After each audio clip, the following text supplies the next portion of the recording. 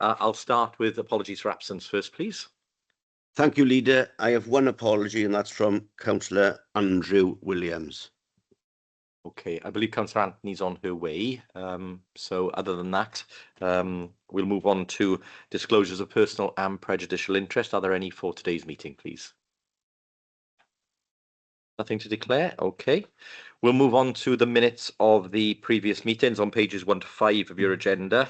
I've not had any requests for any amendments to the minutes. Happy to take them if there are any. If not, I'm happy to move them as a true record. Could I ask for a second, please? Thank you, Councillor Williams. All in agreement with the minutes? Thank you very much. Those are agreed. Just in terms of my announcements this morning, two really to draw your attention to. First of all is there's obviously been quite a lot of discussion and information in the press around the situation with regards to the WRU plans, regional rugby in Wales. We yesterday made the announcement that we were seeking an injunction against the WRU from being able to complete an agreement with Y11 for the purchase of Cardiff. The update on that is we are currently waiting for the judge to determine a date for that injunction, but obviously as soon as we have a date in terms of that action, we will provide further information into the public domain around when that will take place. But again, through the decisions and actions we've taken this week, both with the Competition and Markets Authority and through the injunction, the WRU should remain under no illusion that we remain absolutely committed to protecting regional rugby in Swansea and seeking a solution that benefits the entirety of Welsh rugby across Wales. So again, we will continue to look at all avenues to achieve that. The second one is just one where, again, we are seeing the development of a new adventure park on Kilvey Hill. This is a private development by Skyline Enterprises. It's been through planning and has its permissions in place. There's been a significant amount of misinformation circulating on social media with regards to the development there and the actions being taken by the developer. Again, to be clear, it's not a council-led scheme. We are in support of it, but we are not leading it. But again, this week, unfortunately, some members of the community attached to the group that are trying to oppose still the development on the hill, despite the permissions in place, have stepped over the line into malicious communications and harassment of members of this authority. And that is something that we must call out whenever we see it. So those individuals have been referred, and their comments on social media, which have been appalling, have manifested themselves in terms of physical threats towards members of the authority and to members of Cabinet. And again, Cabinet do not sit on planning. Cabinet do not make planning decisions. So again, the targeting of Cabinet members, again, for decisions they haven't taken is completely absurd. But the threats of physical violence towards any elected members or any members of staff is absolutely abhorrent and will be challenged. So those individuals have been referred to the police and to the relevant authorities, and again, we assume that action will be taken in due course. But again, I think it's important that, in terms of democracy, as we'll see this morning, it's absolutely right to disagree on things. It's absolutely right to debate on things. It's absolutely right to hold different points of views. It is not right to threaten, to intimidate, or to seek physical violence against members, especially elected members. So again, just wanted to restate our values and principles on that. With that, we'll move to public question time, and I believe we've had a question submitted. Mr. Thraves, if you'd like to come forward.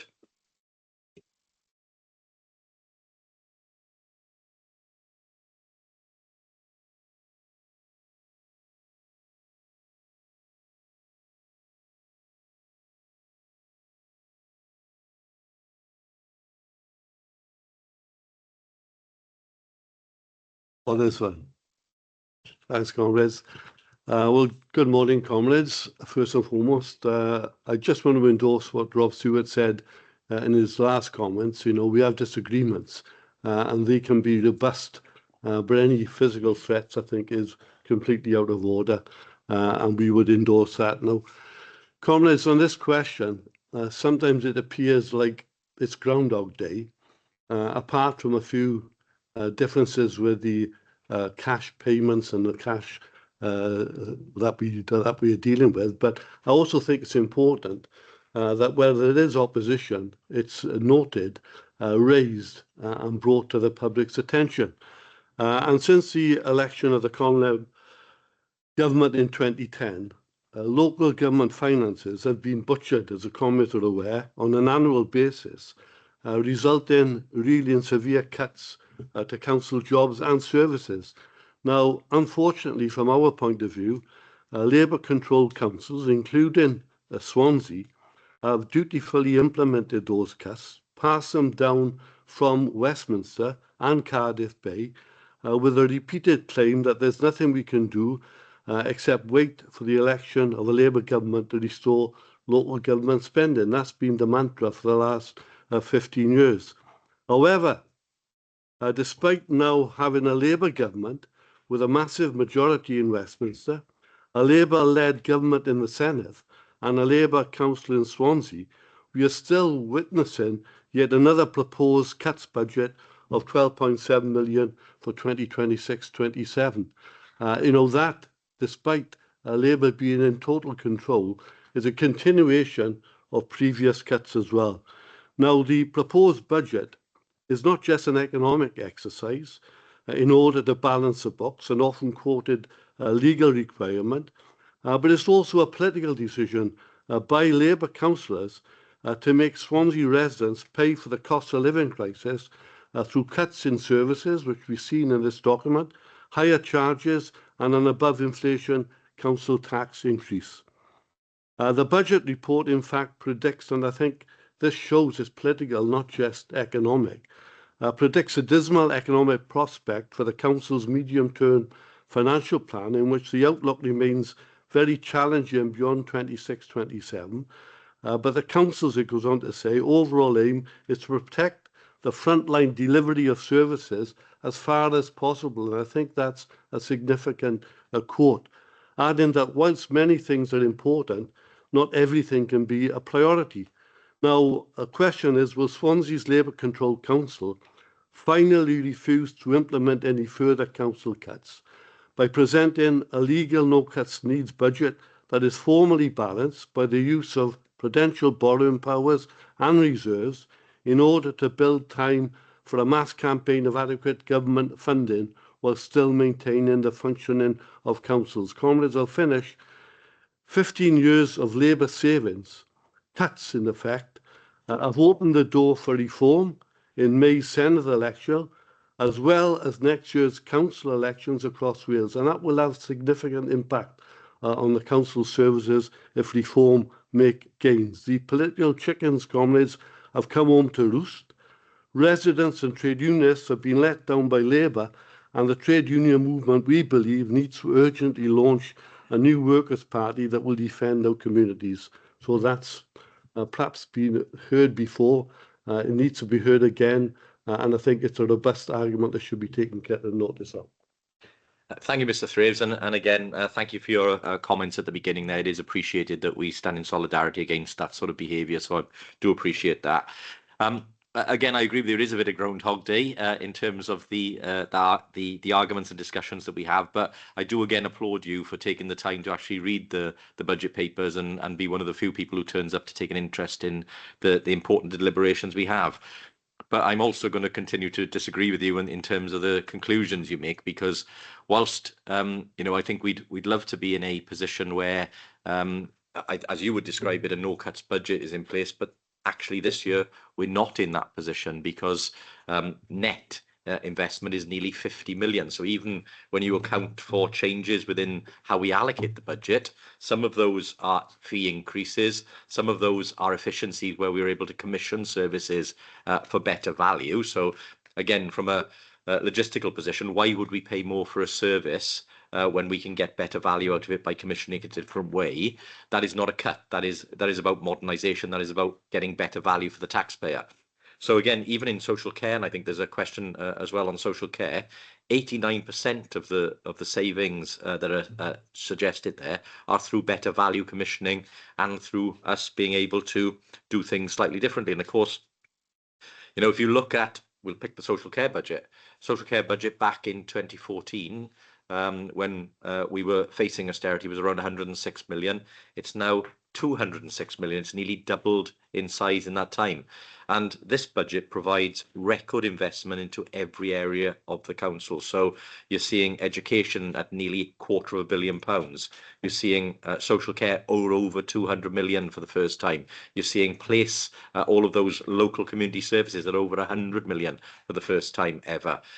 This is a record-breaking budget on any measure you wish to take, and at a time when we're proposing as well the third lowest council tax rise in Wales, which would be the equivalent of around £1 a week for people here. And of course, that matters because it's that striking that balance between the communities who are still facing the cost of living crisis inherited from the previous government, against the need to invest in those services that people rely on every day. And just one further point, you're absolutely right to draw the attention to the years of austerity government by the Tories, obviously assisted by their coalition partners at the time. But when the Labour government came in, the difference was immediate for Wales, an extra £1.6 billion coming into Wales, which has allowed the Welsh Government to provide additional funding to councils. And that's what's flowing through today, is that extra money to provide the record investment to the services. So, yes, if you unpick, and I would advise you to do a little bit more digging on those books that you read, because when you look at the annex, which is term savings, you'll see that a lot of those are changes to fees. A lot of them are commissioning services differently, getting better value out of the services, rather than the traditional view of cuts, which is stopping doing something or doing less of something. We're providing more social care now than we've ever provided. You know, that is the reality of what the budget provides. So disagree on the conclusions you make, but understand the points you're making, and certainly understand the point you're making about needing to keep reform, and the people who even yesterday were trumpeting the fact that they'd want to slash spending on disabled individuals, take away the 2-cap protection, child cap protection, and obviously Farage is on record as wanting to privatise the NHS and move to an insurance-based system like the US. So for all of those reasons and many more, we've got to do everything we can collectively to keep reform from inflicting that sort of damage on our country. So thank you, Mr. Thraves. Yeah, thanks for your usual groundhog response, Rob. But I'd also say that the fact is you're not getting enough income in to run the services you want to provide, and therefore you have to make so-called savings, and you also have to raise the council tax above the level of inflation, which means that residents are going to pay the price, the cost of living price, because of that decision. Never disagree with wanting or needing more money from governments, whether they be in Wales or London. So always happy to take more money if it's available.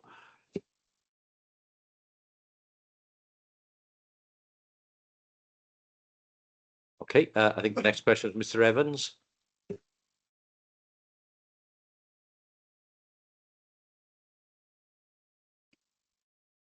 Hi, can you hear me? Hi, my name's Mark Evans. I'm Secretary of Swansea District Trades Council. Echo what Alec just said, that we don't condone any threats of physical or any other forms of violence towards councillors or the council. Swansea City Council has been cutting its budget, increasing charges and privatising services since austerity began, and has continued under Labour in Westminster. Further cuts to its budget this year of 12.7 million will cause further frustration amongst employees that they cannot provide the services they wish because of the finances and staff are not there. All the evidence shows that investment in in-house services strengthens communities and people feel happier and healthier. I want to draw the attention of the Cabinet to the Council's outsourcing of home care, which is domiciliary care, but I'll call it home care. This council has outsourced the vast majority of home care to the private sector. No doubt councillors would have been informed that outsourcing privatisation was better value than providing the service in-house. But councillors, you have been taken for a ride, because the private sector barely pays the real living wage, and the private sector, where profit is the main motive, employees can pay into a pension scheme with a minimum employer contribution of just 3%. And as you would be well aware, under the LGPS scheme, employee contributions are far greater. When the council outsources care services to the private sector, around 20% straight away goes in profit to what often is a private equity firm. The cost of social care has not been reduced. What has happened, and the council is complicit in this when it privatises outsources services, there's been a wealth transfer from the workforce, or mainly women, to the private companies they work for. Many of these internationally based private equity investors. If the full cost of outsourcing were considered, such as in-work benefits, such as including housing benefit and post-retirement benefits, it's unlikely that outsourcing would be seen as the best option. Is it not time that Swansea City Council insourced these and other services that have been outsourced? An in-house service would have better paid staff, providing a better quality and consistent service that prioritises service users' well-being and not the bottom dollar. Thank you. Yeah, thank you very much, Mr. Evans. Again, I can fully understand the ambition that you have within your question for publicly provided care services, and I think Cabinet share your views on that. We'd love to be in that position. And of course, just to correct the record a little bit, we didn't outsource this. Certainly, this administration didn't outsource any social care. We've been very keen to try and bring social care back in house whenever we have the opportunity. The difficulty that we face is that 75% of the care that's offered, not just in Swansea but in Wales, is through the independent sector, and there isn't currently the funding to be able to bring those contracts back in-house, much as we'd like to do so. I mean, there is a debate around a national care service, which could sit alongside the National Health Service. Certainly attracted to that personally, and I'm sure others share the ambition for that, but it does need a change in how we deliver care and health in a system that's connected. I think the fact that you have care primarily delivered through the independent sector and health primarily delivered through the public sector makes for a system that's not as effective as it could be. So I would like to personally see all of that under public control, but it isn't possible currently. But just to say, in terms of the specifics around social care, again, repeat some of the points I made to Mr. Thraves. Social care budget back in 2014 was around 104 million. It's now over 200, so it's approaching 206 million. And as I said, where you look at savings that are contained in the book, where you're looking at the appendix there, much of that is through commissioning, so getting better value out of the commissioning services that we have. In terms of other actions we've taken outside of social care, obviously this administration insourced IT services, bringing jobs back from Scotland, bringing jobs back here, building resources within the council. And we've done the same in a number of departments whereby we've taken our own workforce back on. Housing is an example where we've started to build our own housing resources again so that we can deliver homes ourselves. We bring on apprentices into the council every year. So again, building that workforce. And the workforce overall, even though we had years of austerity, is still roughly where it was previously, with a bit of growth projected in a number of areas this year. So the reality is, we are not an outsourcing council. We never have been. It's the last thing we would wish to do. And again, where we can, we've tried to invest in services and grow them in-house. And that will continue to be what we do, because again, we believe that with the right amount of funding, that delivers services are best delivered by public servants. Yeah, if I could just come back. You keep talking about increased budgets, but it's not meeting demand. Demand is increasing, there's an ageing population, etc. And you're using private companies that are not providing the care. I got personal experience of this. My mother-in-law's 94. A private company comes and provides care to her. There's no care plan written out. How can she access a care plan? The carers come all different times. They don't come at 8 o'clock to wake her up, to get out of bed. They come at 9, 9:30, 10 o'clock. They show her the phone. The company is told out to come at 9. Why? Because they're fitting in other calls, whatever it is. It's the bottom dollar. Plus, on one occasion, she got a broken arm that couldn't be mended, okay? The carer came and lifted her arm because the carer clearly hadn't read the care plan. These are the people the council is employing. There's another complaint coming in. We're going to complain to the company. Complain. That's just a personal experience. I know from looking at the reviews, many people have complained about this company. The council's employing. I didn't say this council, but the council has outsourced in the past.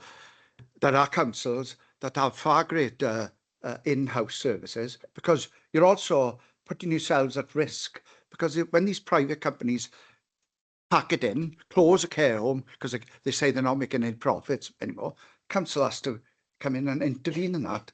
So the risk to the council is far greater if you've got, in-house outsourced services. Yeah, Mr. Evans, thank you for sharing your personal experiences there. And obviously, we wish your mother well, and we would hope that everybody gets an excellent service through any service that the council provides directly or commissioned. I mean, again, on care homes, we've resisted, the pressures to close or to privatise any of our care homes, and they remain the number that we had previously. And of course, in terms of those commissioned care services, we're on record as calling out the fact that we don't want to see profits being taken out of the money that should be being provided to people who are reliant on care services in the community. So again, if the change is made, as it was in 1945 when the health service was introduced by the Labour government, very keen to see the sort of bold needs being met for care services, because, as you quite rightly say, we have an ageing population. Lots more people are going to need lots more care as we go forward, and therefore a bigger part of what we provide will be care as opposed to health in the years to come. So it is important that the national governments do look forward to tackling that problem as quickly as possible. But thank you, Mr. Evans, for your contribution today. Okay, that concludes the public question time. I'll now go on to councillor question time. Are there any councillors present who want to ask any specific questions on any of the items today? To be honest, Leader, it could be, but it's because it's the budget is pointless. You may as well take it to budget council anyway. Okay, we'll look forward to doing that then. And then back to you then, Councillor Holly, and welcome you back for pre-decision scrutiny feedback from the session we held with you yesterday. So thank you. Over to you.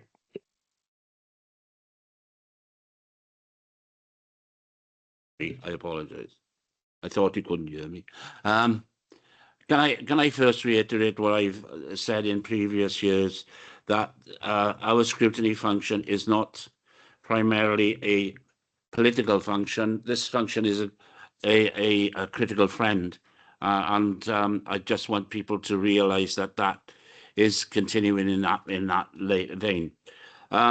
We have sent letters around to all members, and I know that Chief Officers has received an update on what we have actually put in our letters, and we would like to have the replies in time for the next council meeting. I think I won't read the letter in full because I think it'd be a waste of time. I think it's very important that some of the questions that we've asked that need to have some substantial answers. I think I'll go through some of the questions. The underspends in education place, we do need to understand that. Borrowing requirements and the affordability of future borrowing. Again, this is a subject which we brought up many times, and I know, Leader, you are fully aware of our concerns with regards to the tipping point that was brought up some time ago when we changed the borrowing requirements, and we changed our repayment structure.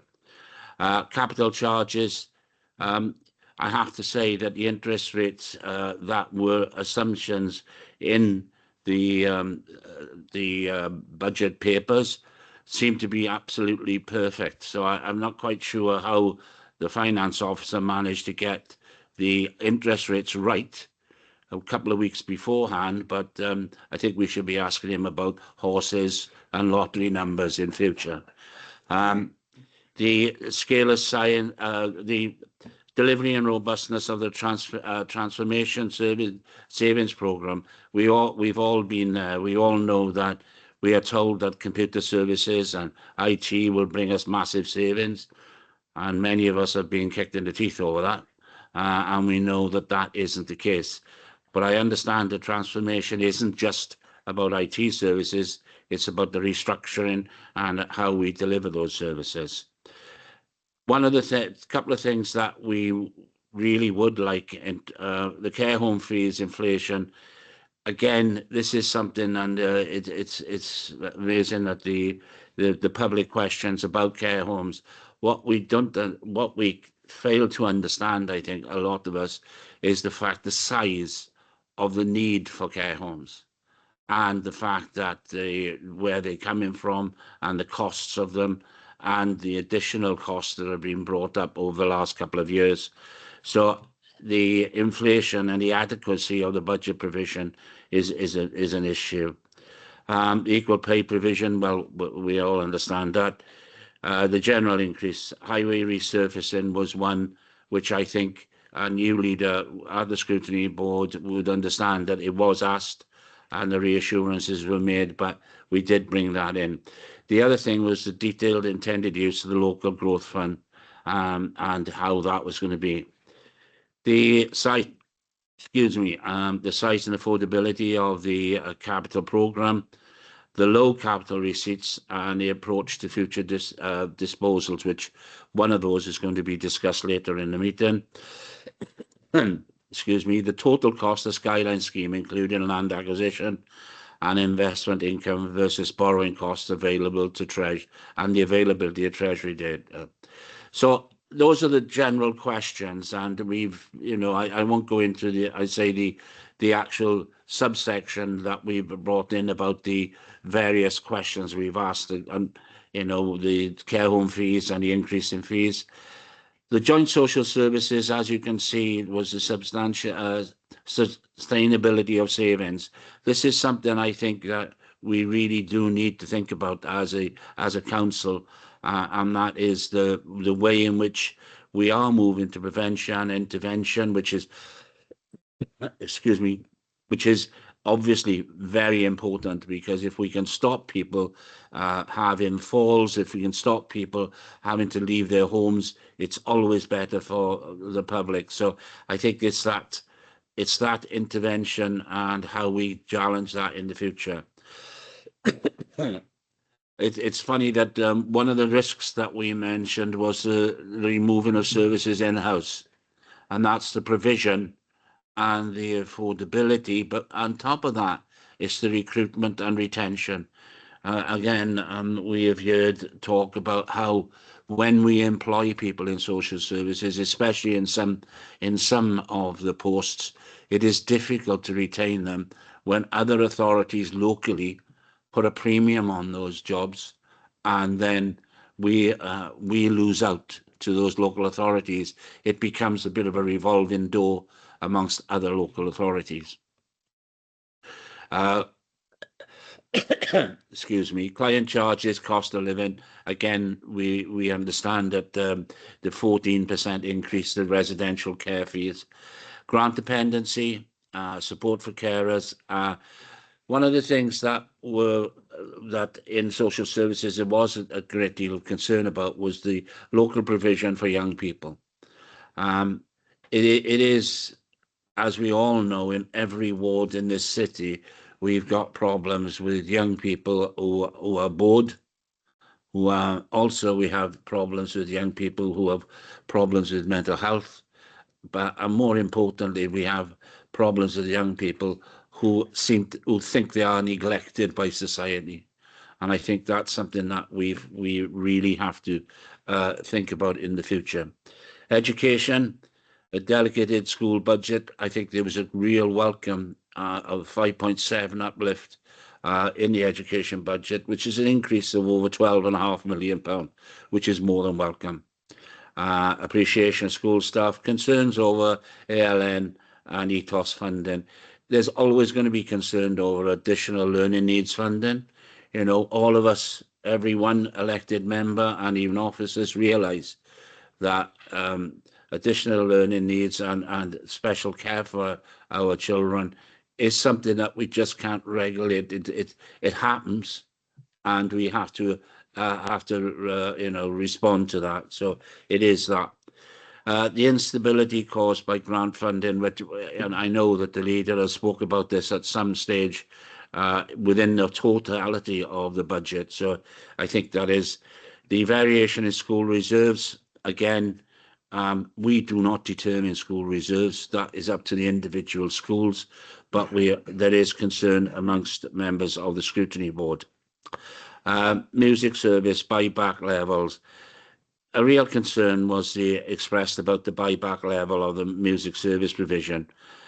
Pleased to note the cost to schools has not increased this year, but there is a real concern about the ongoing issues that this brings up. The educational capital programme progress. Again, you know, we are great. I think everybody's grateful of the amount of money that is going into education and capital for the new build of schools, the adaptations of schools, and also the improvement of some of our current stock. Energy costs in the core budget. Again, a couple of years ago we put a lot of money into this, but unfortunately, I don't think there's going to be any major changes in the costs of energy for the near future. We'll see variations in it, so there's always concern about that.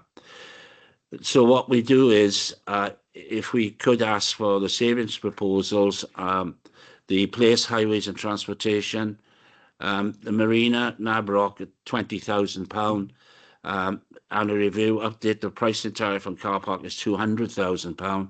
We'd like to know whether that is additional at 20,000 to the 200,000, or is it part of it? The parking enforcement camera car at 50,000, is that a new car, an additional, or is it or is it to replace one? Adult services, supported accommodation, again, all these questions are in the letter and requirements, so I won't go through the adult services because there are quite a few of them. I think the corporate service and digital customer service transportation of 1.39 million.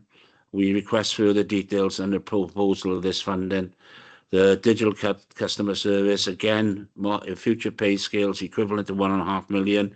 If we could have some explanation about that. And finally, the Oracle licenses pressure. Welcome further explanation on that.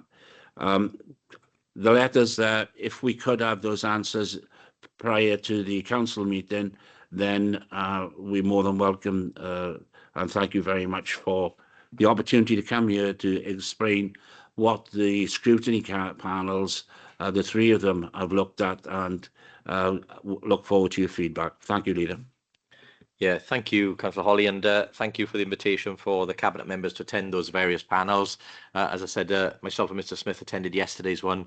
You referenced a number of other conversations and discussions and questions from the other panels. So yes, we'll give you that commitment that we will seek to pull together all of the responses to ensure those are answered fully in the letter back to you before Council in March. So again, I won't go through each of those because there's a heck of a lot in terms of what you ran through today. So we'll make sure you get those answers in the letter in due course. Thank you, Leader. Thank you. Okay, colleagues, with that then we'll move to our first full item for today, which is the Revenue and Capital Budget Monitoring third quarter 25-26. So I'll call Mr Smith in first to give us his technical run through. Thank you, Leader. I'll be as brief as I can and just draw attention to pertinent matters, because some of them you need to keep in your head when you're considering all the budget papers in due course.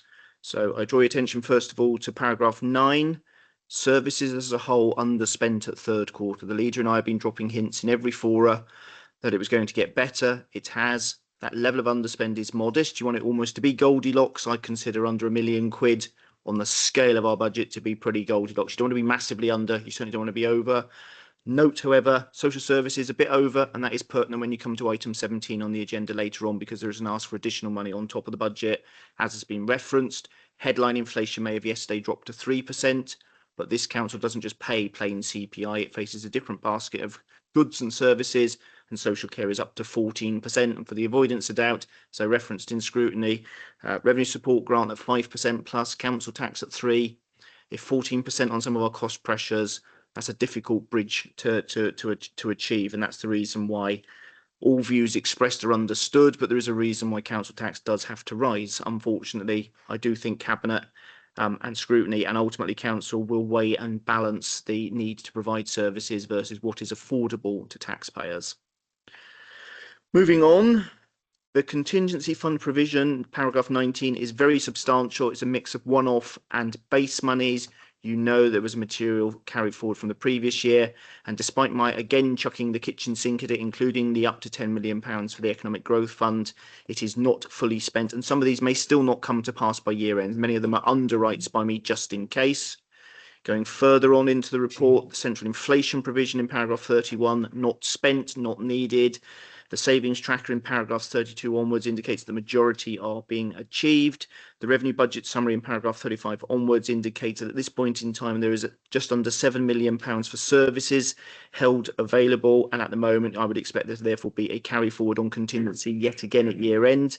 Paragraph 38, and my thanks to the convener for the Finance Scrutiny Panel and Leader of the Opposition for his kind words. Paragraph 38 continues again in similar vein. I anticipate making at least £8 million as a result of Treasury management operations in this year, and that will flow at outturns of the Capital Equalisation Reserve, which does enable you to have some flexibilities around when to borrow and at what rate. Paragraph 40 references the equal pay liabilities that other councils are facing and we may one day face again. That matter has already been raised, so I won't labour the point further.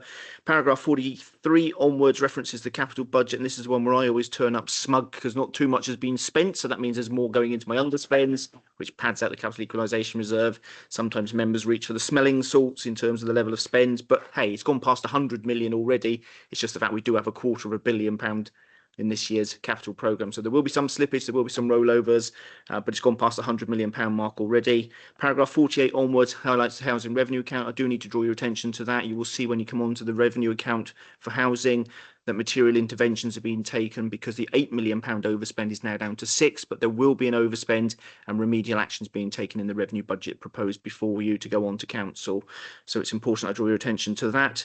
It's all pulled together on Appendix A, and I can only say overall my technical assessment, this is nothing but good news. Services underspent, every pot I've got underspent, outturn will be underspent, there will be a carry forward on contingency, there will be an add to Capital Equalisation Reserve, and that gives you a tremendously useful starting point for all of your budget recommendations and deliberations to come at council. Thank you, Leader.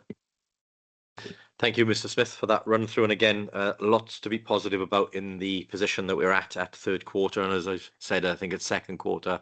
Again, those who've been doing this for a number of years will know this is an incredibly positive position compared to previous years.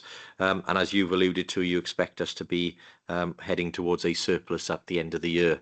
So in that respect, I've got nothing really further to add to what you've already taken us through, other than to formally move the report and look for a seconder. Thank you, Councillor Williams. Any comments or questions on this report? If not, are we all happy to approve? Okay, thank you very much. We'll move then to the first of our full suite of budget papers for today. So this is the Medium-Term Financial Plan 27-28. Again, Mr. Smith, take us through technical first, please. So I can be relatively super quick on this one because nothing has changed from what came through on the 9th of January broadly. On the 9th of January, you had budget proposals for both budget and medium-term plan in one place. They're split out into their two component parts. I indicated then, and I continue to indicate, my assumptions on the medium-term plan last year for 3 or 4 years hence was that inflation would trend down towards the 2% mark, that interest rates would come down. Nothing has changed, so there are no surprises in what's here, as there wasn't on the 9th of January. That is the bulk of what is in there. What is different is there is some money for 1 year as a 1-year deal, which I'll talk about in the budget report itself. So there are no surprises in there. The assumptions are conditioned on, are they reasonable to assume pay and prices at 2.5%? Inflation's gone to 3. It will be down to 2 something in April. So I think they are, and there are no more risks in there than I would expect at this point in time, given they are indicative planning assumptions, and the assumptions over savings proposals and everything else have been remarkably stable for the last couple of years. And it's just that we address the in-year where there has been for the last couple of years in this forthcoming year some extra money offered as a result of 1-year deal. So I don't think I need to labour the points technically on any of this one, Leader. Okay, thank you very much, Mr. Smith. And again, concur with all of your statements then. Unfortunately, Mr. Thraves and Mr. Evans have left, but again, the MTFP makes clear there's an investment requirement over a number of years, not necessarily a savings and cuts requirement. And I think that's a difference in terminology, but an important one because it sets out the ambition to try and balance it in a different way. Absolutely. So with that, happy to formally move the MTFP. Can I look for a seconder, please? Councillor Williams. And could I ask you, has there anybody got any questions on this one? If not, could I ask you to show if you're in favour of the report, please? Thank you very much. That is agreed. On then to item 10, revenue budget, Mr. Smith. So this one, with permission, I'll just take a little bit longer on because it's the one that's probably the most complicated, most interesting, most emotive. It ends up being the one that results in a tax bill post-council hitting people's doormats, but I'll be as brief as I can. Paragraph 4 in bold, I do put it in to try and make it flash in bright lights. When you look at both schools and non-schools, the proposals are that around 60 million goes in and that 13 million comes out. I'm not the best at maths, but I reckon that's still quite a big plus. I'll leave you to comment as needs be if necessary. I think you already have. Paragraph 12 sets out the provisional settlement, and remember that we had a double provisional settlement because of a deal struck in the Senedd, and as a result there was nothing material or surprises late on. We actually got the settlement slightly earlier, which gave a little bit more time to produce the budget papers. There was a final settlement, but it was so marginal it made next to no difference to the overall proposals that you'd already considered in January, albeit I will draw attention to some bits in terms of changing. Paragraph 15, I've put in bold to highlight that there is another fiscal event from the UK government on the 3rd of March, and I euphemistically say if anything exciting happens there, it would be a bit difficult for me to handle it come the 5th of March Council. I am hoping, personally, it is very, very boring in terms of the impact on public spending and our budget, but I have to say, I have to wait and see. I had to draw your attention to that one. Paragraph 26 onwards, and then the table 1A, in usual convention to guide you through what has changed, we italicise and bold anything that has changed since you considered the proposals on the 9th of January. That includes changes and final firm figures for the 3 levying bodies, which have all gone up to varying degrees, but none of them excessively so. I know we've had comments and discussions in previous years where the increases have been much larger. There's been minor updates to service pressures accepted, and they're broken down in the appendices. Contingency has increased a little bit at the margin. A reminder, this year's contingency includes a substantial amount of new capital headroom if Council and Cabinet in due course throughout the year are minded to spend some of that. But it sets out how, again, it is overall funded. Paragraph 40 and the table sets out the increases in schools' budgets. No material changes because we had the double provisional settlement and schools budget forum, and our meeting with head teachers already knew the position, and as a result of that Senedd deal, an additional £3 million was put in at that point in time, and as others have already said, that is really helpful. The capital financing stuff from paragraph 47 onwards includes a number of references to risks around what I can get borrowing away at. We have gained, as you know, from the 1% borrowing in previous years. I've sat on my hands now for 5 years. I will have to externalise at some point, and those longer term rates are still a little bit challenging, but it is delegated to me to try and best guess when to exercise the need to externalise deferred debt and when, if you're so minded, new debt to come. Drawing your attention then next to table 3, which is on page 78, which combines and distills a whole raft of results of consultation changes, things that you have indicated to me, things that you also decided on the same meeting of the 9th of January, but I had to put in retrospectively or thereafter, a small number of items in those tables around waste, and top up on top of the amount that was already in. So just to clarify, there are 2 entries going in for Mentor Yaith. There was an amount from the 9th of January proposals, and apologies if I've mangled the Welsh on that. I'll do my best. And that's an extra bit that you decided to recommend putting in. Money's announced for bridleways and footpaths, as you announced publicly, Leader. So those are why they're in. The technical adds to all the levies, the final knockings around council tax, final settlement reserves, etc. And it's always got to come back to zero because I move all the cups around, and I want to be back to the place I started to be able to set a lawfully balanced budget. Moving on, next I will draw your attention to the requirement for me to decide whether the budget is robust and adequate. Paragraph 96, I continue to remind that general reserves are only just over 2% of total budget. Really on the low side, but tolerable because you've got large specific reserves. Same message, but I've got to say it. Longer term, I do expect them to need to increase as budgets grow by 30, 40, 50 million pounds a year, and as we anticipate specific reserves going down. You should expect your Section 151 officer to ask you to top up general reserves in due course, but in recent years that's been done when we've got to outturn. If there is anything to declare in terms of a surplus as a result of underspend, that seems a fairer way to do it rather than try to build it in at the point of tax setting.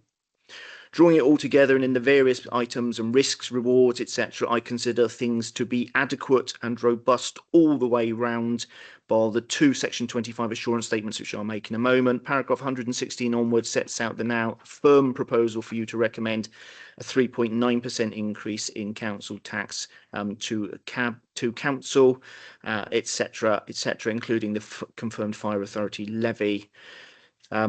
In paragraph 125, to try and bridge the gap between the 10 million that's referenced in the budget monitoring report, the commitments given to bring forward details on the 10 million pounds economic growth fund, hyper-local growth fund, I have set out a summary of both changes that may come in paragraph 126 as a result of that, but also some other items that I was aware of that you were likely minded to want to consider putting in. So paragraph 125 is a revenue budget going forward. Must come to zero again as I move the cups around to make sure the budget is balanced by releasing money from base contingency is my advice. Paragraph 126, I got myself slightly out of sync. There is the one that is the 10 million old year going to be at outturn, carry forward. Budget will involve assumptions around what may be to come, but there is a report due back to Cabinet in March on that. But I did want them in because 10 million is quite material, and I think it was right and appropriate that they're in the report and an opportunity for pre-decision scrutiny on the amounts, albeit they may change slightly at the margin because it was an indicative sum. Cabinet has not yet made that decision. Then a whole raft of risks and uncertainties. It's a bit like when the Financial Conduct Authority and others have those radio adverts, don't they? You have the 2 seconds of, there's this wonderful thing, and then you get someone with a really fast voice and a really deep voice going, saying other things may be available, etc., etc., etc. No one can understand. That's me all over. You think I talk fast. Others even more so. There's loads of them. But in all seriousness, the 2 that I modify are, I mildly ticked you off last year, and council, I'm going to do the same because you did a 2-year deal and wanted to take 2.5 million out of the capital equalisation reserve for revenue to keep council tax down because you are trying to balance and weigh the cost of living. I'm an accountant. I look at the money, price of everything, value of nothing, etc. So I've got to say it. So I'm saying it again. And last year, I also warned you around the national insurance recompense, which was, well, were we going to get Mystic Ben's 7 million quid? Yes, so that's gone. But I highlighted at the time there was always the risk of significant spillover effects into every other supplier, including care homes, for which you've got a report on that indicates up to 14% increases to come. Those NI spillover effects are real and tangible to the budget. All then set out in all the usual appendices, in all their finery. You have referenced the big headlines in terms of the near £250 million club, the 200 million for social services, 100 million, so I won't repeat that. I think the rest of the report is self-explanatory. I've probably spoken enough on the technicals on this one, but it is the important one. So I've laboured the points in appropriate areas. I will hand back to you, Leader. Thank you, Mr. Smith, and again, thank you for the work that you and the team have again done this year to help us pull together not just this document but the suite of budget documents. It's been again a difficult task this year, given some of the uncertainty around the budget setting at national level and some of the changing offers that we've had over the period. So again, many thanks for that. But as you alluded to, there's a lot to celebrate in this budget. and it's a budget that sees nearly £50 million of extra money going into the services that people rely on every day, taking the total spend there to around 677 million, and that's nearly £6,000 per person, I think, across Swansea. Of that, as you alluded to, 240 million, a new record for education. And again, I think it's highly likely that by the end of our term, when we come to the next election, we'll be investing close to £500 million, or over £250 million per year in education, which is a significant amount by any measure. As I said in response to the questions, social care for the first time goes above 200 million to 206 million as part of this, and place-based services go above 100 million for the first time. And within that, there are obviously some interesting headlines in terms of 37 million for highways and infrastructure, of which we've said that at least 12 million will be dedicated to roads resurfacing and repair through the delivery of those services.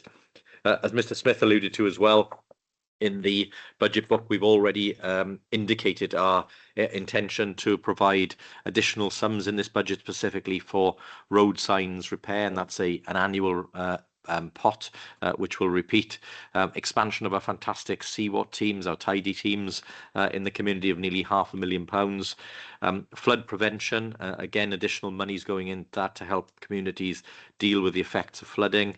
The long roads team, as they're called, dealing with our main arterial routes to help them deal with litter and weeds and etc. across those areas.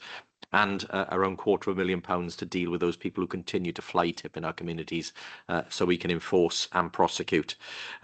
On top of that, we set up a £10 million growth fund, of which 5.5 million is determined to go into shoring up some of the gaps that we have in the transition from shared prosperity to the national local growth fund. And there's a number of significant programs and investments that we take that we will be able to continue to support out of that growth fund this year.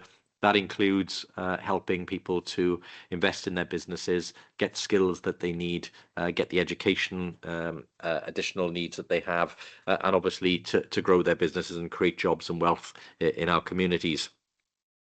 In addition to that, Mr. Smith referenced the investment for bridleways and coastal pathways, which again we've alluded to. Again, a suite already of significant additional investments over and above the core budget. But again, as we come to council, there'll be further detail provided in terms of other things that we may wish to identify and clarify as we get to the final position. On top of that, of course, we're able then to set currently the third lowest council tax in Wales. I believe Neath Talbot and Blaenau Gwent have announced their two figures, which are slightly lower than ours in terms of percentage terms. But of course, let's dig into the numbers because they are important. Whilst we are proposing 3.9%, the independently run council across the border in MPT are proposing a 3.5% rise, having raised the council tax significantly higher than we did last year. And of course, the people in Neath Talbot pay nearly £300 a year, equivalent more than people pay in Swansea for the same services. So again, a difference the Labour Council can make to the independent council in Neath Talbot. And of course, you look across Wales, and we remain one of the lowest council taxes in Wales, below the Welsh average, and we'll continue to be that should council agree the 3.9% council tax in March. And of course, that is around £1 a week for a Band B property. And of course, Band A and Band B are the most populous properties we have in Swansea. So again, taking our opportunity to balance the needs that families and residents have out there with the cost of living crisis, keeping their bills as low as we possibly can, whilst providing record investment into the services they rely on every day. And that is record investment across the piece. So we should all be very proud of the budget that's before us today and allowing us to invest in those core services. So with that, I'll formally move the revenue budget for this year. I'll look for a seconder. Yep, Councillor Williams. Any cabinet members want to mention anything specific to their portfolios or anything they want to add? Nope. Okay, saving it for council, I assume. So good stuff. All right. With that, then, can I ask you all to show if you're in favour of the revenue budget, please? Thank you very much. That is agreed. Thank you, colleagues. And we move then on to item 10, which is item 11, which is the capital budget and programme for 25 to 31. Mr. Smith. Thank you, Leader. This is for the general fund side. I draw your attention in particular to recommendation 2, which provides for flexibility for up to a further £50 million worth of borrowing, subject to affordability, which I anticipate to do at some point through unsupported borrowing, but the timing will be at a manner of my choosing. It is entirely consistent with the flexibility and headroom built in the revenue budget you have just considered, where that ability to service that item was in contingency. So that's the important one in terms of the recommendations. I will limit my technical advice because I think the report is self-explanatory. I draw your attention to table 1 and table 2 on the paragraphs 8 and 13 respectively, and my technical advice is to tell you that a sum of over £650 million is what I call quite a big number. It's more than I've got fingers and toes. More seriously, there is a significant amount of unsupported borrowing requirement in table 2, as been referenced previously. I continue to manage the treasury management function carefully. I try to time it, and I'm still relying on my sums borrowed at historically low rates, plus the use of the capital equalisation reserve to try and be in control of when I choose to go to market. I won't be able to achieve the historically low rates, but I am waiting for rates to drop down a bit, as was discussed in scrutiny, and that flexibility is very useful for me to be able to give council and cabinet maximum flexibility. I don't think I need to give any more technical advice on this one. Thank you, Chair. Thank you, Leader. Again, thank you very much, Mr. Smith. And again, as you've referenced, a significant capital programme. It continues to be, and again, we're one of the biggest capital programmes in Wales, and that's what the people of Swansea elected us to do, was to invest in the things that matter to them. And again, just unpicking those very big numbers that you mentioned, there's about £120 million contained in here for major projects. £370 million, as you said, close to 400 actually, when you add it all up in terms of investment in our schools estate. And that includes major highways improvements across the city, as we've referenced, over £15 million of improvements to school buildings such as Bishopston, Gowerton and Bishop Gore. More than £12.8 million earmarked for projects along the Towie and the Havard Copper Works, and of course the Towie Link. 2.5 million for community sports fields and changing room upgrades, around 1.8 million for skate parks and sports facilities, money to see the creation of Castle Square Gardens, around 2.6 million for the next stage of the public sector hub, 670,000 to improve the look and feel of the marina and the area there, including new public art. Flood alleviation measures and climate resilience schemes across multiple neighbourhoods across the county, and investment in the council's digital and cyber security infrastructure to make sure that we remain the most modern services that our residents rely on every day. And then finally, investment also in our social care buildings and adaptations to private and other homes to produce modern care environments. So a big swathe of capital investments, really important investments that will affect the lives of people across Swansea. So again, very happy to formally move this report, which contains all of those investments. Look for a seconder, please. Thank you, Councillor Hopkins. Any cabinet members wish to comment or add? Councillor Williams. Yes, thank you, Leader. And, it's really great to see such significant investment, but I just wanted to draw attention. Obviously, we'll hear a bit more about the digital transformation programme with the report being on the agenda today. So I won't say too much about that, but certainly welcome that investment.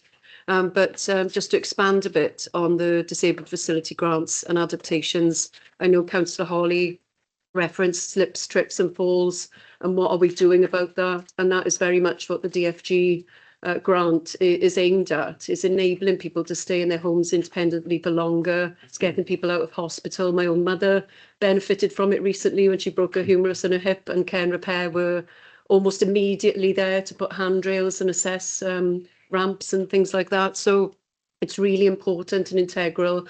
So the fact that we invested this year over 6 million and we continue to propose over 6 million in the next financial year is hugely welcomed. Happy to second the, sorry, Councillor Hopkins has seconded the report. Happy to welcome the report. Yeah, thank you very much, Councillor Williams. Any other comments or questions there? If not, thank you all, colleagues. Then can I ask if you could show if you're in favour of the capital report, please? Thank you very much. We'll move now on to the first of our housing revenue account reports. So, Mr. Smith. Thank you, Leader. One recommendation in front of you in terms of recommending it to council, so that's relatively straightforward. I draw your attention and remind you that in this report it says the same as was in the third quarter budget monitoring, paragraph 6, £6 million overspend on repairs and maintenance, so there is a need to address that, which is in the report. You will also recall that last year and during the year, this authority, along with the other 10 housing authorities, plus all registered social landlords, were at risk of a number of legal actions. We weren't unique in that, which did require me to intervene and ask that you throttle back significantly. I didn't want to do it. You didn't want to do it. That legal threat has gone away entirely. And so it is right and appropriate that not only do reverse thrusters get chucked in, but we go back to where we were, which is looking to draw a reasonable and proportionate amount of reserves down to help address both the spend on revenue, but also to try and facilitate, when we come on to the capital report, the growing of the capital programme and the bringing forward of some of the particularly high-rise bits, but I'm sure the relevant cabinet member will come on to that in due course.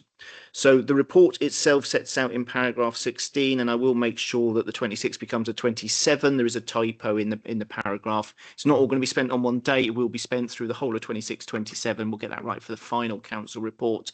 But the table is the important one. A near £7 million increase in the budget for revenue repairs, a near £6 million increase in revenue contributions to capital, funded by those draws from reserves. They look quite big, and in one sense they are, but I draw your attention in terms of my advice through all the risks and uncertainties and the appendices. It's partly about reversing course because we had to hold for a year, but you're talking about reserves being drawn back down towards levels that were more likely forecast in the first place before we had to take a pause for a period of time. And I think it strikes the right balance between reasonable affordability, adequacy of reserves, but enables you to accelerate forward, puts a good slug of money in to address that issue in terms of revenue overspending, and gives you additional flexibility when it comes to the capital report, because that's a large proportion of how the HRA capital programme is funded through revenue contributions. So I think that will suffice in terms of my technical advice on that one. I'll defer to the relevant cabinet member, I'm sure, next, Leader. Okay, thank you, Mr. Smith. Thank you for that run through. Councillor Williams. Yes, thank you, Leader, and thank you to Mr. Smith. Just to expand a little bit on the overspend in day-to-day maintenance and repairs. I know that building services and housing have worked very closely with each other to try and address that. They've got a number of short, medium and long-term measures. One of the longer-term measures is a digital transformation solution, which we'll come to when we discuss the digital transformation phase 2 in a latter report. So we are aware of those overspends, but there is also an element of an increase in demand for people to have more repairs carried out. So we need to get under the skin a bit to find out what's going on. And also probably to welcome over £500,000 investment in our voids to try and bring those back into use as well, because we're very mindful that obviously there is a turnover of accommodation, and when we do have voids, we concentrate on bringing those up to the Welsh Housing Quality Standard when they're empty, because that's easier than working around a tenant in situ. So sometimes voids can fluctuate because of that, but voids are at the lowest levels that we've seen. So some excellent work going on due to the team. Income again is expected to exceed expenditure next year. So we will see a surplus of £24.6 million. That will not only bolster the ongoing operational costs that we have, but will be also invested in our capital budget as well, and we'll come to that in the next report. In terms of the Welsh Housing Quality Standard 2023, or WHQS2 as we fondly call it, we still remain in the same position where it is unaffordable at a cost of around £900 million. So we won't be concentrating on that as a priority when we have such significant numbers homeless. I think homelessness has to take that priority. We are still in a housing crisis, and we need to acknowledge that. And as Mr. Smith referenced, in terms of the HRA reserves, We will be drawing down reserves. So there was a budgeted use of 4.5 proposed in 26-27, and those tables are shown at Table A and Table B on page 154. So happy to move the recommendations on page 148 and look for a seconder, Leader. Thank you, Councillor Williams. Happy to second. Are there any comments or questions for Councillor Williams on the report? If not, could I all ask you to show if you're in favour of the revenue report, please? Thank you very much. That is carried. We'll move then to the housing revenue capital budget and programme from 26 to 30. Mr. Smith again, please. Thank you, Leader. You have on this one 4 recommendations in front of you, and at the end I will defer to Mr. Evans because there is a clumsiness in the wording on recommendation 4. He will be better placed to remind me how best to recommend it. We all know what we are doing, which is Cabinet is recommending to Council, but the wording's a bit clunky there, so I'll defer to him if that's okay for some technical advice on that one. My own technical advice is going to be very limited on this one. Again, I draw your attention to the budgeted appendices in terms of the tables. I'm repeating my mantra previously.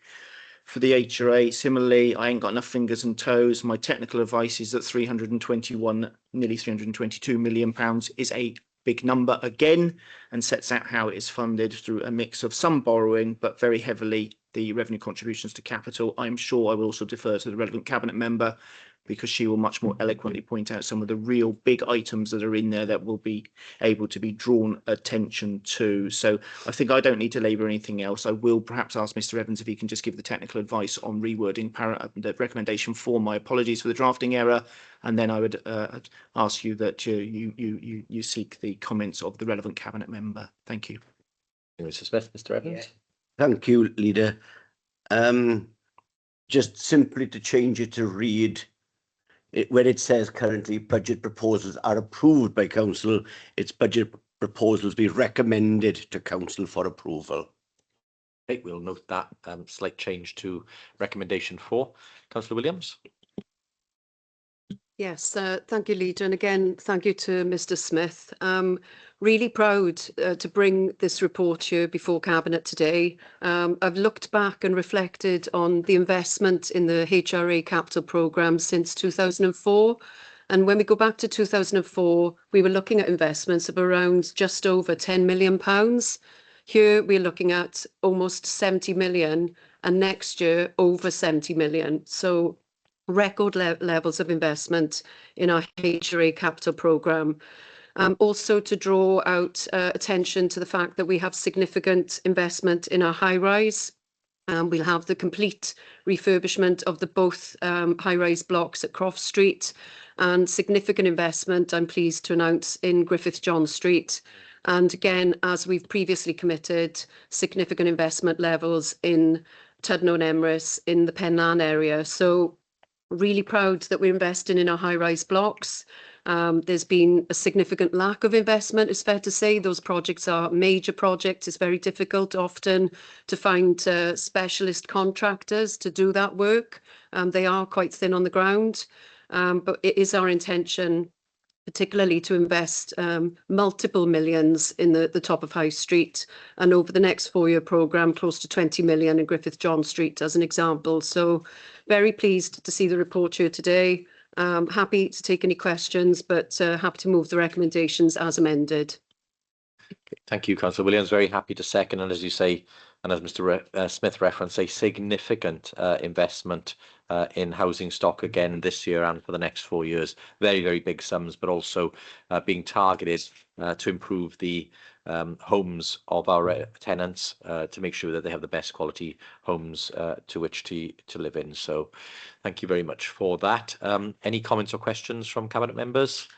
If not, the recommendations as amended have been moved and seconded. Could I ask you all to show if you're in favour, please? Thank you very much. That is again agreed. Okay, that concludes our suite of budget papers. So we now move on to our next item. Welcome Councillor White to give us the scrutiny inquiry panel feedback for the grants inquiry. Councillor White. Thank you, Leader. Yeah, I come along today because the convener of the panel, Councillor Joel, was obviously unavailable through work commitments. I'm pleased to bring this report to Cabinet. following the grant scrutiny inquiry which we held. What as you will see within your pack there on pages 191 to 211, the reports of the grants work that was carried out. The inquiry established to examine how the council manages the grants it receives and to consider whether current practices are delivering the best possible outcomes for the people of Swansea. We explored how grants align with strategic priorities and how they are monitored and evaluated and how risks are managed. We also considered the role of councillors and the public in shaping grant funding activity and the importance of transparency and engagement. We found that the grants, for example, are a significant part of the council's funding landscape, particularly in areas such as social services and education, where they support essential services and innovation. However, the panel found that the short-term nature of many grants, combined with administrative complexity and limited flexibility, can create challenges planning, delivering sustainably. And I'd like to go further into that, leader and members of the cabinet, by saying we did see good practice in social services through the TOM system that was in place, really worked well, good practice there, leader. But what we found as well was when we obviously were involved in to gather evidence from external agencies and voluntary sectors, like the Welsh Government, WLGA, Health Service, the Police and Crime Commissioners, and Swansea Council for Voluntary Services. We found there that there was an issue there with perhaps the complexity of the form filling to help support groups was a bit onerous on them and challenging, and then perhaps they'd put those groups off from applying. So what we felt there, which was within the recommendations, of providing that support to those voluntary organisations that to apply for grants through the council. There are 8 recommendations that we've obviously put within the findings of the grants inquiry panel, which we would like cabinet to consider. And as I say, it was a very, very worthwhile exercise over approximately 6 months with this grants scrutiny inquiry panel. And I would like to thank, on behalf of the panel, all those who participated in this topic and was for the grant scrutiny. Our officers, cabinet members we interviewed as well, and as I say, people from the private and voluntary sectors. And I would ask that you would recommend a look at the 8 recommendations. Thank you very much. Thank you, Councillor White, and thank you for your attendance here this morning to present the report. It is appreciated.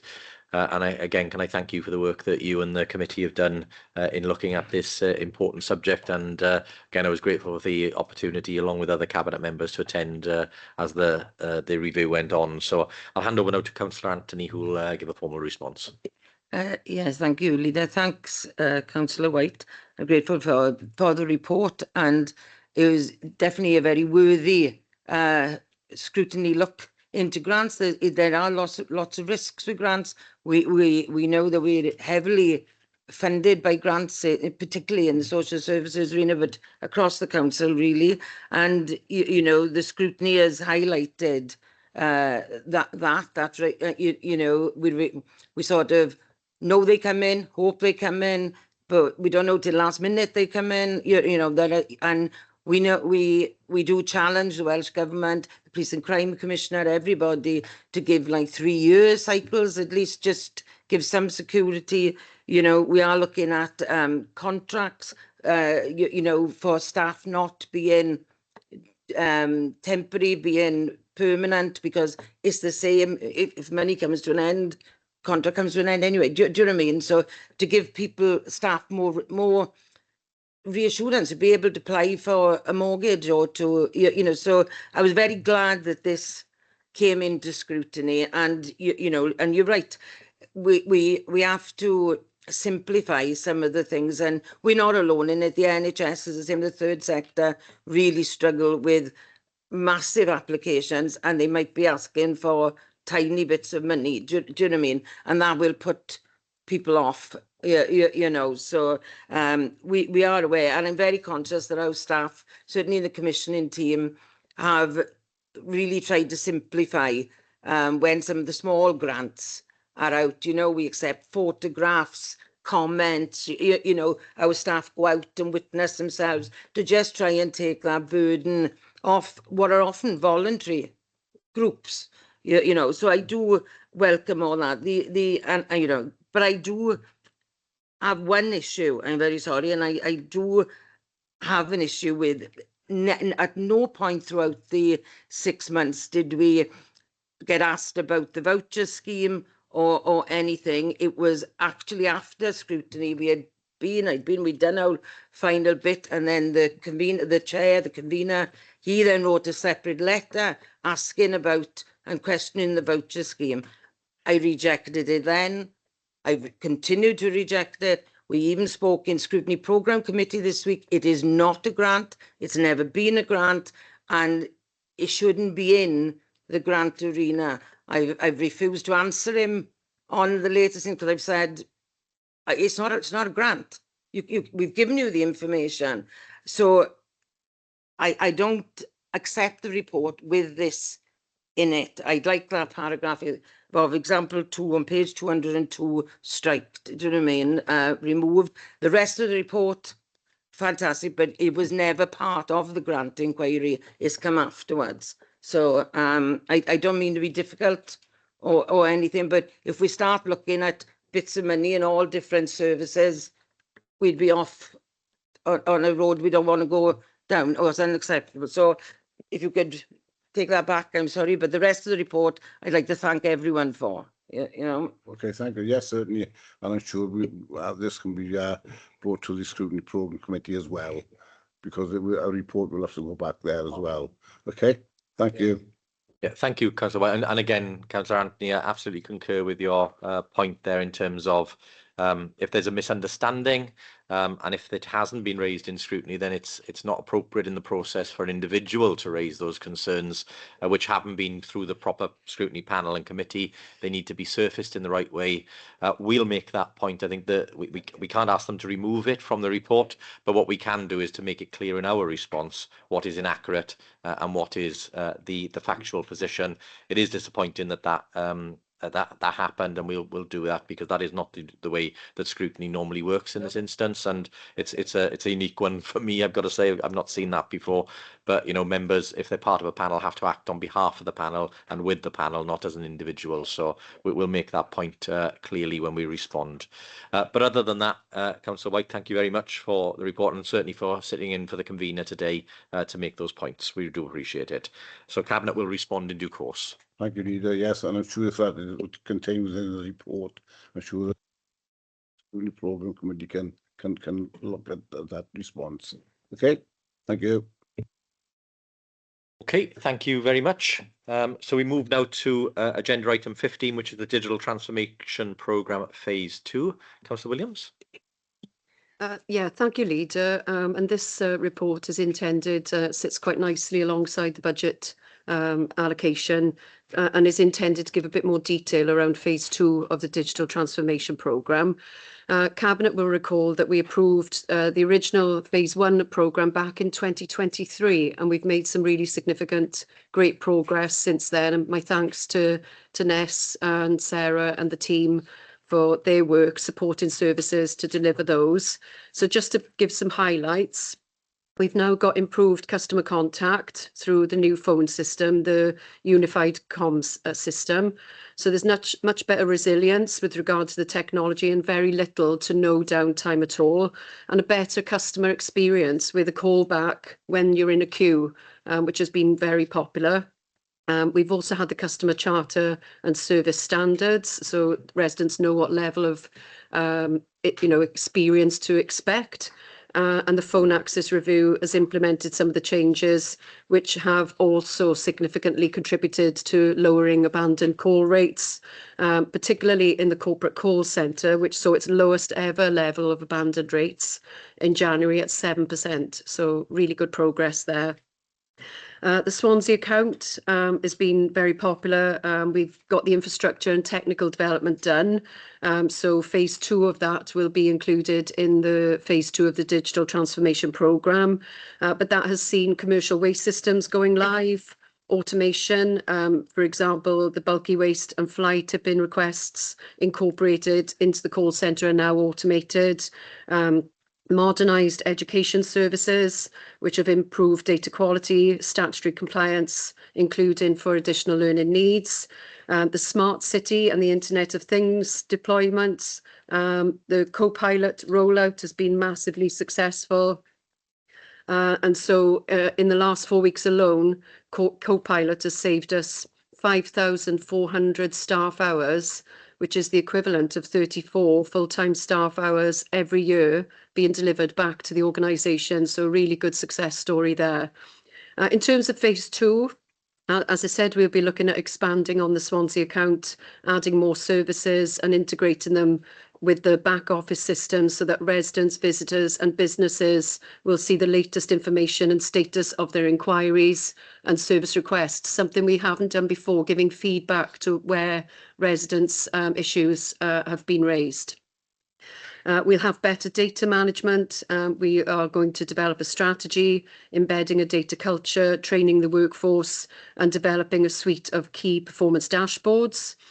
We've got more digital training and development for the benefit of staff and councillors, and I'm sure my colleague Councillor Fogarty will be very much on top of that. Further rollout of the Internet of Things in terms of sensors around waste management, traffic, parking, street lighting and public safety. And as I referenced earlier, better transformation with building services in terms of having a better grip on the data and how we manage repairs, as an example. And finally, domestic waste digital solutions on the back of the commercial waste project linking in with the Swansea account. So the revenue budget position was discussed. 416,000 of the budget was able to be reallocated to 3 of the phase 2 projects in the current year, as some costs and procurements came in lower than projected. And the additional revenue budget proposed in the budget is for 1.39 million for 26-27 and 790,000 in 27-28, funded from the contingency reserve. So very happy to move the report as the recommendations are stated on page 212. Thank you, Leader.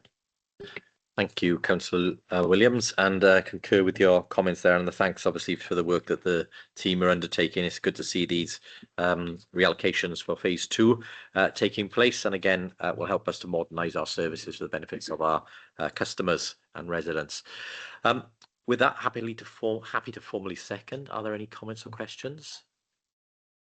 Yeah, certainly. Just wanted to clarify recommendation 2, where it says allocation of the budget and any changes.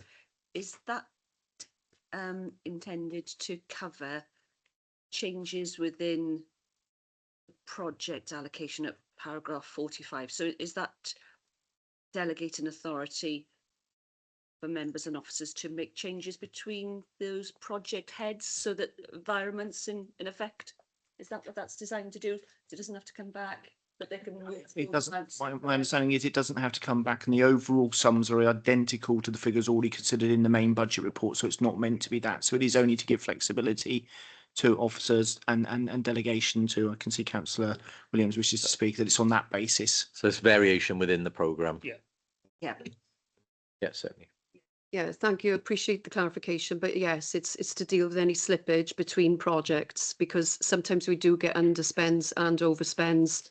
They're very slight in their variation, but if there's anything major, then that would have to come back.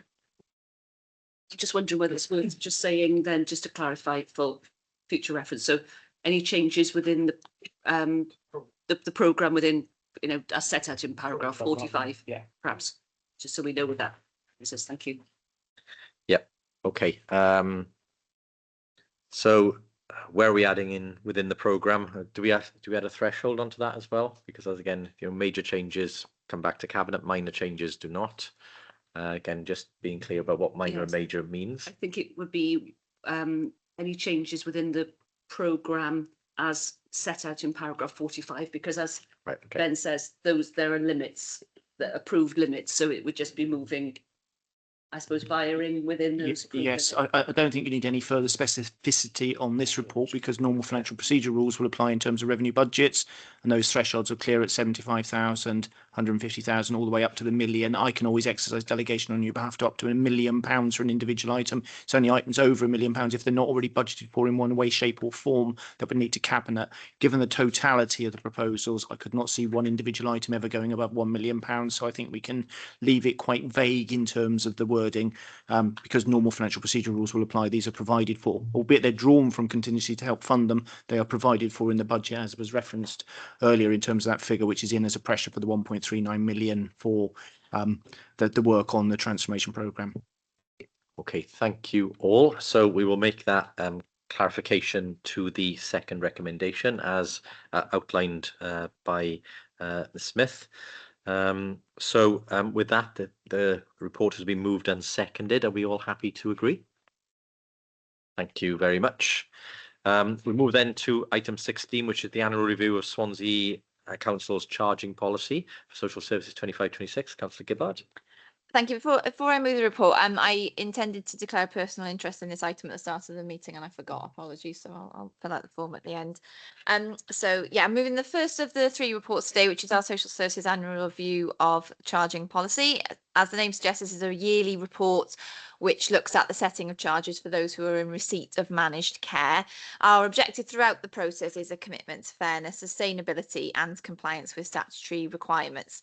Whilst the forecast for CPI inflation does set to fall to 2%, service costs have continued to rise in this sector, with staffing costs, pay awards, the real living wage continuing to rise, alongside increased employer national insurance contributions, commission care costs, including providers facing higher energy, food and transport costs, which feed directly into service costs, and as we've outlined before in these meetings, the demand growth with rising complexity of care and support needs, and the demographic changes across Swansea, increasing pressure on our residential and domiciliary care budgets.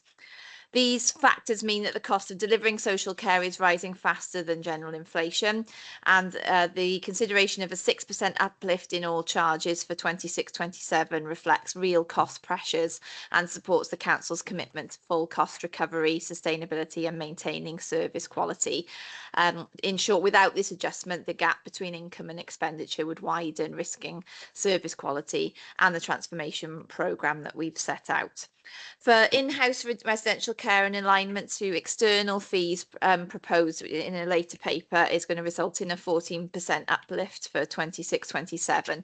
It is estimated there are currently only 13 fee-paying or part fee-paying residents in our in-house provision who may be affected by this, and each person's situation is going to be considered individually through a statutory review, a refreshed financial assessment and the offer of independent advocacy. So hopefully this approach will provide reassurance and ensure that no one is left without the support they need. It must be noted, of course, that all care charges are subject to the Welsh Government cap of £100 a week, and everyone will be receiving a full financial assessment. The report also seeks Cabinet approval to make further changes to our community alarm and telecare services, which we've looked at in a previous Cabinet, to reflect service development here and regional alignment, and this will be detailed in a separate options paper for Cabinet consideration. So finally, just to put on my, as always, on record, my thanks to the officers for the work that they do on this, and I'll be happy to move the paper. Yeah, thank you, Councillor Gibbard, and thank you again. Concur with your comments in terms of the work that's gone into this from all of the team there in social care. Again, absolutely concur with the points you've made around the protections in place for those who may be affected, the small number affected by the change here. But again, very happy to formally second the report. So are there any comments or questions for Councillor Gibbard on the report? If not, recommendations are there on page 224. Are you all happy to agree? Thank you very much. Moving on to agenda item 17 then, adult care home fees 26-27. Councillor Gibbard. Thank you. Mr Smith's alluded to this one already. So this report seeks Cabinet approval for 2 recommendations, namely a 14% increase in our 26-27 fee increase for the adult residential care homes paid at a standard rate. That's our commissioned care. And second, an extra £1.2 million to be included in the base budget for social services to cover this increase in totality. Our commissioned care service is subject to the same increase in cost, but we are, as a service, as I outlined in the last report, an extensive cost analysis and a full consultation exercise has taken place on this with providers. This has revealed a mixed picture, with some providers considering the sector to be under-resourced and overstretched, but others reporting much more stable funding situations with their ability to cope through top-ups and economies of scale and the capacity to achieve positive outcomes.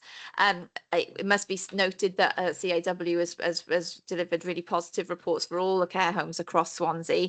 Nevertheless, the report does acknowledge that there are clearly potential risks and adverse impacts arising from current fee levels.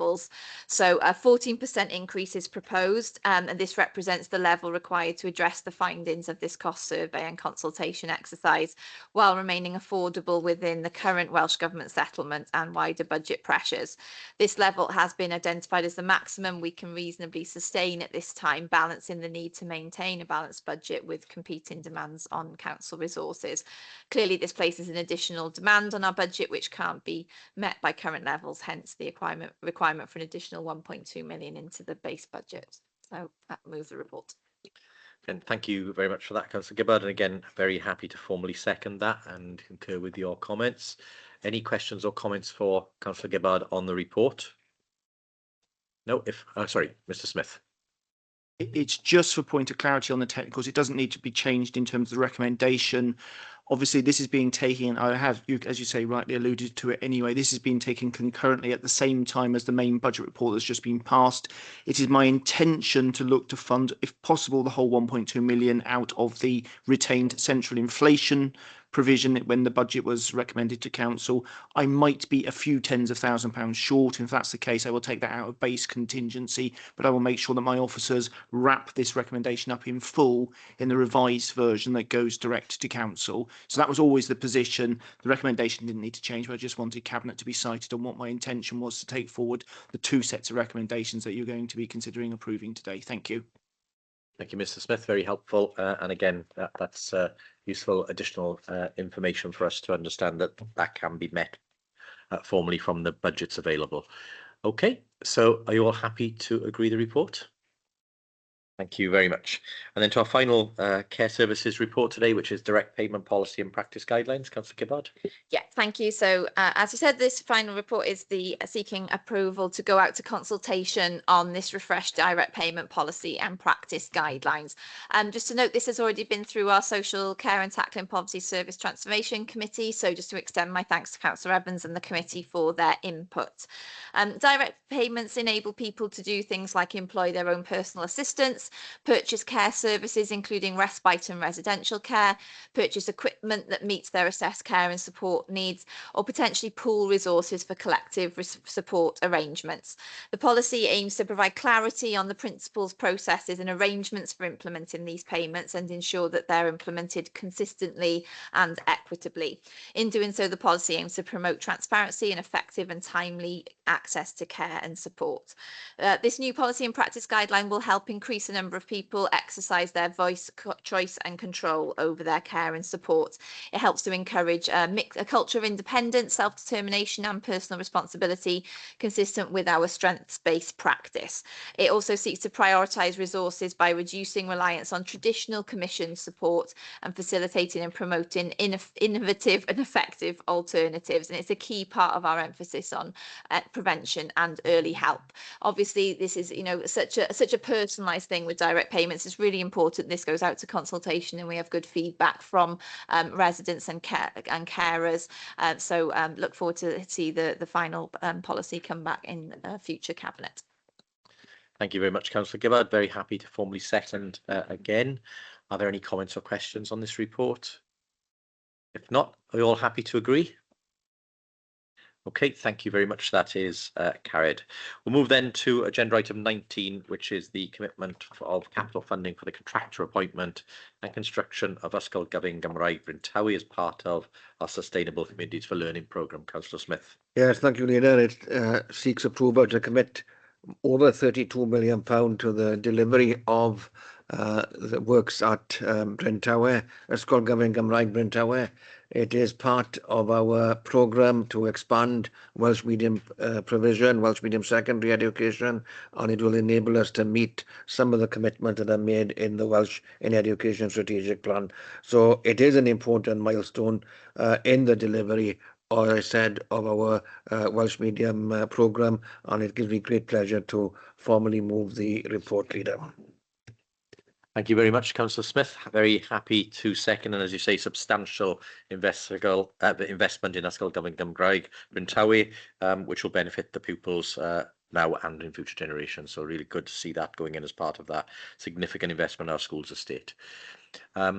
Any questions or comments from Councillor Smith?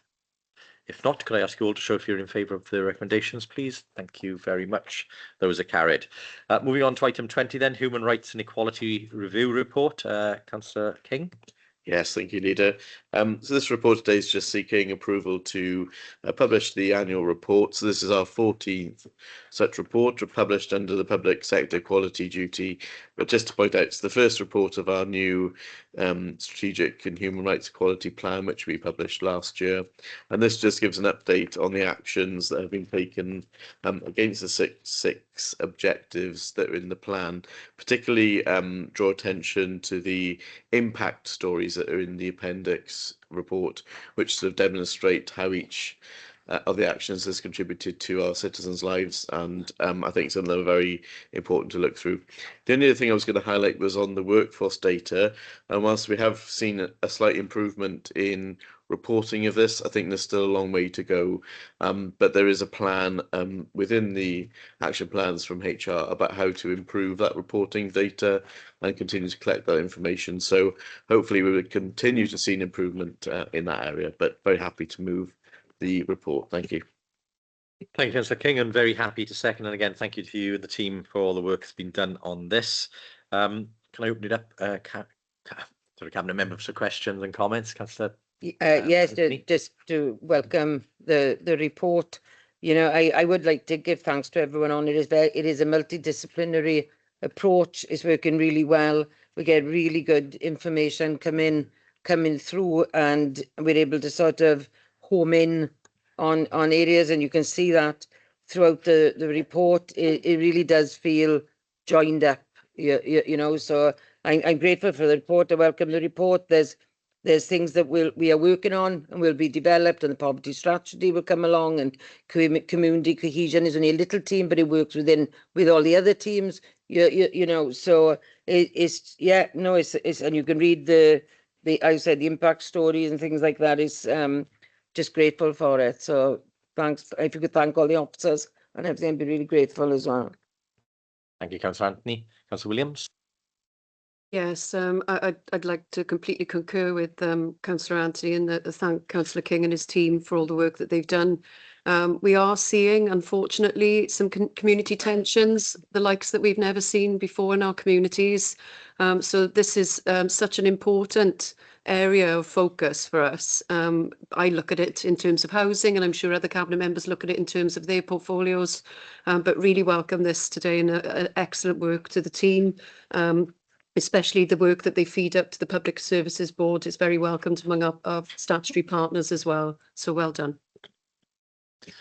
Thank you all very much. The report has been moved and seconded. So could I ask you all to show if you're in favour, please? Thank you very much. That is agreed. Agenda item then 21 is the Swansea City Centre and Waterfront Placemaking Plan entitled Future Swansea. Again, you've got the recommendation there on page 469. Just to recap, we will have had discussions on this over a number of months and years. It's been a long time coming, this one, but it seeks approval for the final stage of consultation on the placemaking plan, which will, provide a framework then for how the city centre will continue to develop, including those key sites around the civic centre, Porth Copper.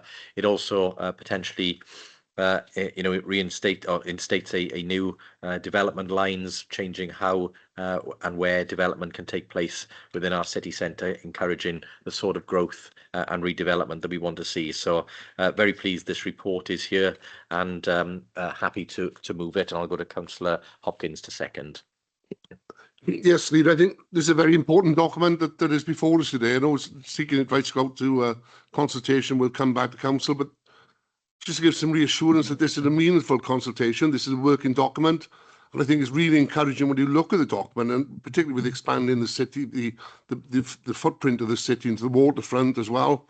I think it makes such a difference, I think, and will give developers a framework to actually target areas, and within the document you look at targeting certain investment. To me, it makes common sense, and really that when we talk about the public realm and enhancing public realm, it really is a fantastic document. So it was a bid meeting this morning. We're very keen to work with us as a partner on this one, and there will be lots of consultation with them partners going through as well. So to me, it's a great pleasure to second the report before us.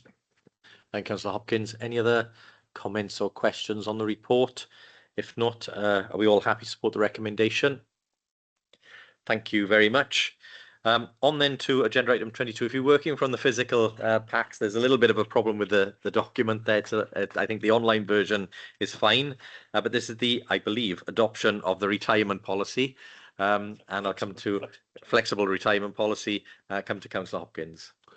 Yeah, this goes along with our sort of flexible retirement policy. But it's been the JCC. It's had full consultation with the trade union, and it is about being an employee of choice with that flexible approach. So to me, I'm more than happy to move the report before us today. And again, that has had full consultation with the trade unions as well. Thank you, Councillor Hopkins. Very happy to second. Are there any comments or questions on this one?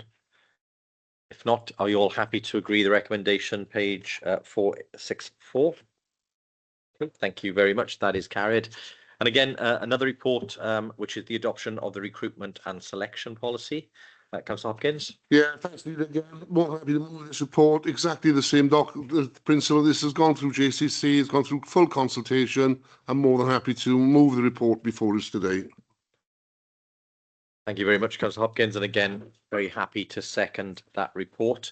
Are there any comments or questions to Councillor Hopkins on the report?